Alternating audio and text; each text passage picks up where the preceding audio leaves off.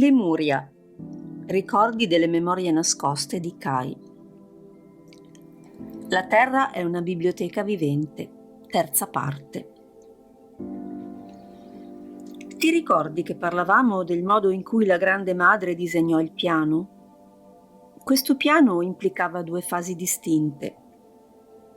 La prima, l'opportunità di vivere l'esperienza multidimensionale in forma graduale, iniziando con una coscienza densa e primitiva, fino ad evolversi gradualmente. La seconda, l'opportunità di vivere l'esperienza multidimensionale in modo simultaneo, vivendo in un corpo fisico con il DNA e le capacità cerebrali totalmente attivate. Migliaia di anime sentirono e risposero al piano e scelsero di venire a vivere l'esperienza della vita al fianco della Grande Madre Gaia. Molte anime coraggiose scelsero la prima fase del piano e si incarnarono come i primi esseri umani. Quelle donne e quegli uomini primitivi che la storia riconosce come i primi abitanti della Terra. Successivamente arrivarono le anime che avevano scelto la seconda fase del piano. Furono 144.000 anime che scelsero quella seconda fase e a tutti loro i consigli galattici di luce e la Gran Madre Gaia conferirono la responsabilità di creare le città di luce, la cui vibrazione essenziale sarebbe prevalsa nella quinta dimensione. Anche tutto questo è parte del grande piano. L'intenzione della Grande Madre Gaia è che sia l'umanità che scelse la prima fase del piano, sia la seconda, potessero connettersi tramite la comunicazione con il cuore. Lo scopo è l'apprendimento e soprattutto offrire alle anime l'opportunità di vivere l'amore incondizionato in moltissimi modi diversi. In un certo senso, anche per la Grande Madre, è importante poter osservare tutti gli infiniti potenziali del DNA umano. Ti ricordi che il corpo e il DNA sono chiavi multidimensionali? Bene, perché l'intenzione di creare quelle due fasi distinte in uno stesso piano ha lo scopo di esplorare tutte quelle possibilità. Il DNA può offrire un'infinita gamma di connessioni simultanee e può processare grandi quantità di informazioni. E il più bello di tutto è che ciò che lo attiva è l'amore e la capacità di rimanere in connessione, osservando il presente come se fosse l'unico punto dove converge l'universo. Quando la Grande Madre Gaia accolse la nuova umanità nel suo ventre, tutti e ognuno di loro ricevettero nel DNA e nel sistema ghiandolare l'informazione necessaria per la sua evoluzione all'interno del grande piano. In loro si attivò il desiderio potenziale di riconnessione con le stelle, sia in quelle anime che avevano scelto la prima fase del piano, sia in quelle che incarnarono con la coscienza addormentata e con geni primitivi.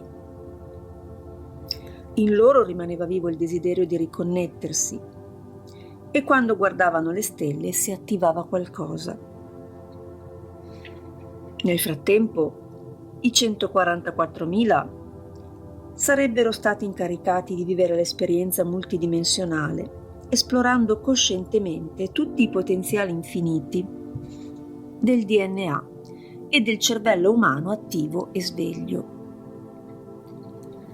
Costruirono città di luce maestose, la cui struttura e vibrazione continuava ad essere sostenuta qui sulla Terra nella quinta dimensione, mentre i loro corpi erano fisici e avevano la struttura propria della terza dimensione. Con ciò, gli esseri che rimanevano in totale attivazione e coscienza emettevano frequenze di luce come pulsazioni verso gli esseri umani che stavano vivendo l'esperienza della coscienza primitiva. Tutti gli esseri umani sono collegati e in realtà formano una trama viva sostenuta dalla coscienza della Grande Madre Gaia. Quando un gruppo di esseri umani eleva la sua vibrazione ed emette quella frequenza sostenuta dal proprio corpo, si attiva tutto l'intreccio vivo della coscienza umana. Tutti ricevono quella vibrazione, certo ognuno a suo modo e a seconda di ciò di cui ha bisogno. Assomiglia al modo in cui funzionano gli organi del corpo. Mangi, ingerisci attraverso la bocca e i principi nutritivi del cibo sono assimilati da ogni organo in accordo alle sue necessità. In questo modo il tuo corpo si assicura che ognuno riceva quello di cui ha bisogno perché possa continuare a funzionare bene. Similmente funziona la coscienza collettiva umana che abita sul pianeta Terra. Quindi quei 144.000 esseri di luce che vivevano nelle città di luce di quinta dimensione sostenevano una vibrazione continua che alimentava il risveglio della coscienza e l'evoluzione di quegli esseri che vivevano nella coscienza primitiva. È lì che sorse la prima era di luce, Mu. Mi dispiace, ma io non so molto di questa prima era, sono un poco più giovane e i miei genitori non me ne hanno parlato molto. So solo che questa terra si trovava al sud, in quella terra che adesso è bianca e congelata. Mu è stata un'era molto bella e più avanti, in questa connessione, la balena madre ti racconterà il legame diretto che c'è tra Mu e Lemuria. Per ora ci concentriamo a farti ricordare questa terra dove sono ora, Lemuria. Quindi nel mio tempo stiamo vivendo nella seconda era di luce del pianeta. Voi, nel tempo in cui state vivendo, le ere di luce le chiamate processo di ascensione e pensate che in questo momento ne state vivendo uno. Per noi è tutt'altro. Il solo fatto di chiamarla ascensione è come se doveste salire in qualche spazio o luogo, quando in realtà si tratta di scoprire l'infinito potenziale che già abbiamo nel corpo e nel pianeta. Non si tratta di andare in nessun posto, ma di conseguire uno stato di plenitudine, mentre vivete nel vostro corpo fisico, nel qui ed ora. Se però vi sembra più comodo e comprensibile, lo chiameremo intento di ascensione. Così vi sarà più familiare con ciò che voglio condividere. Bene. Il posto da cui sto trasmettendo è Lemuria e questo è il secondo tentativo di ascensione. Il vostro tempo è il quarto. Ciò significa che dopo Lemuria ci fu un'altra grande civilizzazione di evoluzione e luce, Atlantide, che chiameremo il terzo tentativo di ascensione. La storia di Atlantide è estremamente legata a quella di Lemuria. E infatti vi parlerò di entrambe le storie nel dovuto momento.